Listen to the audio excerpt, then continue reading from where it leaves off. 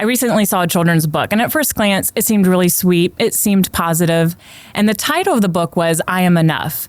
And it's meant to be inspiring to kids about their worth, about their ability, what they're capable of doing and finding value.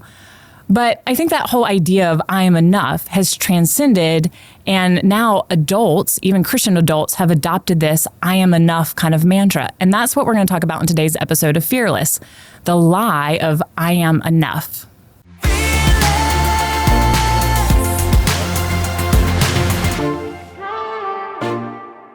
And with this idea of I am enough, I understand where it comes from. It's meant to encourage women and men, but women have adopted this idea, probably more so. It's always on coffee cups or t-shirts. I even had a friend who was recently at Hobby Lobby because we were talking about this idea, and she went to Hobby Lobby or Home Goods, some one of those stores, and it was one of those word arts and it said, I am enough, I am enough, I am enough, I am enough, repeatedly. And you say it long enough, it kind of stresses you out. But I get it. It's meant to help us in this world of comparison to one another, in this world of social media where we see other people living these lives, taking these vacations, getting these job promotions, these beautiful homes. It can be overwhelming. And so I think it's meant to help in that comparison, even for maybe people who have physical restrictions in their own lives. And I think this is well intended. And we all need a boost at times. We all need that encouragement and that pat on the back that you're enough, you can do this. I often say we all need a Barnabas in our life, that person that comes alongside and encourages us, or vice versa, we need to be a Barnabas to somebody else in our life. But unfortunately, it's had these unintended consequences, and we've become conditioned and manipulated by the culture to rely on ourselves to be enough. And if my confidence is in my ability to be enough, it's done the opposite of what it's intended to be, because that really stresses me out, that I got to put that pressure on me to be enough. And I can feel like every day that I've failed in different areas of my life. And I think in our therapeutic age, I've often heard people, even Christians, share that they are struggling with that idea of feeling enough with the people around them. And on one level, once again, I get that. My team around me can tell you very quickly that I often don't feel enough and capable to even have this microphone in front of me and to talk to you as an audience. I don't have enough confidence in myself. I have shared with you before that I have come from a family, of course, very successful men who are very eloquent speakers, and I can often not have that confidence. But that's where even today, when I woke up and before I even opened up my eyes in bed, I've been busy. I've had a busy week with my family and my children, just a crazy mom life this week, and not even feeling prepared to come speak to this audience today. And I had to say, Lord, I'm not enough. I need you. I need your ability to get me through that. So I understand. I get where this is coming from. But instead of just that bolstering bit of confidence that we depend on ourselves for, are these affirmations, these mantras, these guided meditations the answer to what we need when we're struggling with that idea? And what does the gospel say about being enough? And why do we need to talk about this? Because I fail with my kids all the time with impatience, frustration, fatigue, and yelling. And I feel like I don't have enough time in the day to sit down with my kids. I don't have enough time and energy to give to my husband at night and have conversations with him. There's often I don't feel like I have enough in me for the Lord and what he's called me to do. And what is enough? Is my confidence enough? Am I fit enough, fashionable enough, organized enough? Have I made enough money? Have I been successful enough in my career? Am I even spiritual enough? And in 2017, the film The Greatest Showman had a song in the movie that became a major hit, and it was called Never Enough. And while the song is supposed to be a song about love, the lyrics are a little haunting when you think about it, in our quest to be enough. You know, once again, if I had a voice that was enough and beautiful enough, I would sing it for you. But instead, I'll just read you the lyrics. But it says, all the shine of 1,000 spotlights, all the stars we steal from the night sky will never be enough, never be enough. Towers of gold are still too little. These hands could hold the world, but it'll never be enough, never be enough. And it reminds me of Proverbs 30:15-16. And it says, the leech has 2 daughters, give, give, they cry. There are 3 things that are never satisfied, 4 that never say enough. The grave, the barren womb, land, which is never satisfied with water, and fire, which never says enough. And I think of that verse and how despairing that can be. But look at the world that we're in.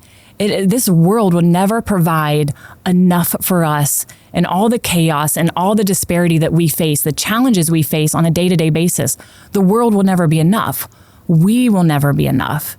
And the problem is we're not enough, not without God. Trying to be enough brings, honestly, more stress because we believe those lies. And when we're trying to strive to be enough and telling us ourselves we're enough, it adds more pressure to me. It's like we're shouting into the wind, I'm enough, I'm enough. But on the other hand, we're on our social media reading, oh, look at this woman, look how beautiful she is, fillers and Botox and the fashion that she's wearing, look at the houses they're doing, look at how successful they are. So on the other hand, we're saying we're not enough while we're shouting into the wind, I'm enough. And we as Christians, we have also bought into this lie that I'm enough. And just last night, as I was preparing for this topic, I just Googled Bible verses about being enough. And there were quite a few Christian websites that would say 25 verses to say you're enough. So I was like, really? Let me see what they're saying. They would take these Bible verses completely out of context. That I am fearfully and wonderfully made. Yes, you're fearfully and wonderfully made. That has nothing to say that you are enough. But yes, God has created you. He's got a purpose for you. And that purpose is to serve him, to give him the glory, to point people to his son, Jesus. But these Bible verses had nothing about being enough. We're enough and we're completed enough through him. And I think we gaslight ourselves with these affirmations that don't align with truth. And the real question is God enough? When we put our faith in Jesus Christ, the question is God enough for us? And that's what it's really all about. Do you really believe it? Do I really believe that? And all the places where I could not be enough is he. And when the Jews were in the desert on the way to the promised land, God gave them the miracle of manna, and he provided them with food, and he provided with what they exactly needed. And it says in scripture in Exodus 16, the Lord said to Moses, I will rain down bread from heaven for you. The people are to go out each day and gather enough for the day. And in this way, I will test them and see whether they will follow my instructions or not. And that is God enough for us? With what he provides for you individually, is he enough? And don't miss this. It was God who sent what was enough for each day. The people learned to depend on God. They couldn't be enough apart from him. And sometimes they would try to gather more than they needed for that day because they lost a little bit of trust with him. They were tempted with what was in front of them to gather more. And in an effort to have enough for the next day without depending on God. And that enough that they would try to gather, that extra, it would spoil before the next day. And the only exception was the instruction, the very specific instruction God gave for them to gather double the day before the Sabbath so they could rest on the Sabbath and not have to gather manna. So that God provides exactly what we are. We are enough through him. And also, according to 2 Corinthians, when we look at our own weaknesses, we have to remember that our weaknesses have a purpose. And that purpose is Jesus Christ.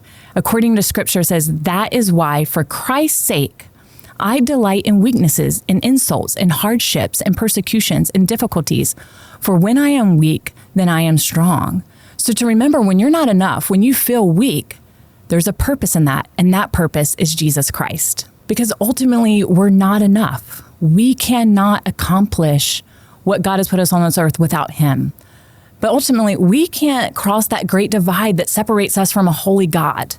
Nothing man can do, no scheme, no skill, no greatness can cross that great divide that separates us from eternity with God, except what Jesus did on that cross. That cross bridges the gap for you and for me.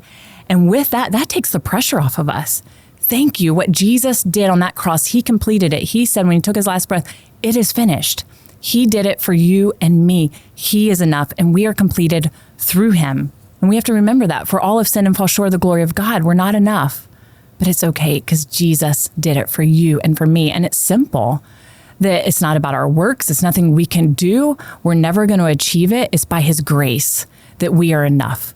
And I am so thankful for that every day I can depend on that grace. I teach that to my children all the time. When they see me fail, I'm very open about that and just saying, you know what? That's why we as Christians, we have that hope, because I'm not going to be a perfect mom. I am not going to be the perfect wife. I'm not going to do it all right all the time. But that's when we wake up and we depend on Jesus each and every morning. And just remember, it's not who we are as individuals, but it's who we are through him. And so I encourage you to take the pressure off. Be joyful that Jesus has taken that pressure off today. And remember, when the world tries to tell you you're enough, or when they're trying to tell your little girl or your son that they are enough, to take that moment and to teach them that we're only enough through Jesus, that he will give us the strength and ability to do what he's called us to do. Psalm 73:26 says, "My flesh and my heart may fail, but God is my strength of my heart and my portion forever." And this morning, when you feel like you might not be enough, your portion's not enough, that he is your portion forever.